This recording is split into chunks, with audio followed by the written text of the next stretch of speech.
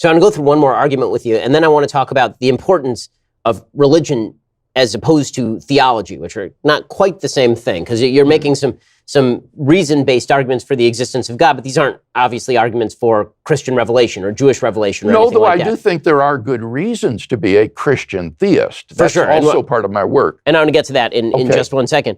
But I first want to tackle another argument that you hear made a lot, and that seems, I think, to be given short shrift.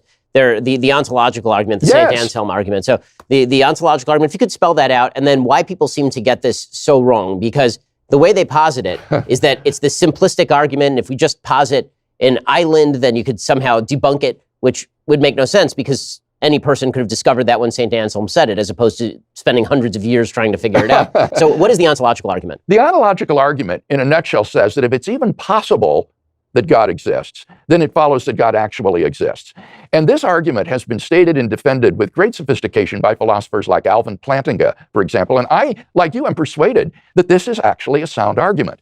And basically what Plantinga says is, define a maximally great being to be a being that is metaphysically necessary, omnipotent, omniscient, and morally perfect.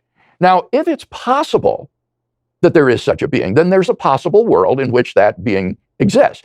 But if a maximally great being exists in any possible world, it exists in all possible worlds. That's part of what it means to be maximally great. Therefore, it exists in the actual world. Therefore, a maximally great being exists. And the steps of this argument, your viewers may be surprised to learn, are actually relatively uncontroversial. The whole argument stands or falls with the first premise.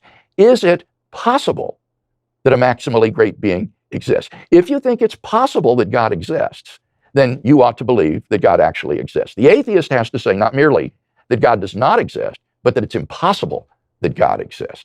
So the typical comeback doesn't even meet this argument. So just for the folks who haven't studied the ontological argument at all, the typical comeback is, imagine a maximally great island, the greatest island you've ever heard of. Well, then it must exist by using the exact same principles here. But what you would say is there's no possibility of a maximally great island, because that description is simply too vague. There's no way to actually That would be one of the problems with it. What contributes to the greatness of islands? Do you prefer a desert island or one chocked with hotel resorts? There isn't any really objectively such a thing as the greatest conceivable or maximally great island. So it turns out that these attempts to parody the argument by talking about a maximally great pizza or a necessarily existent lion all fail because they postulate incoherencies.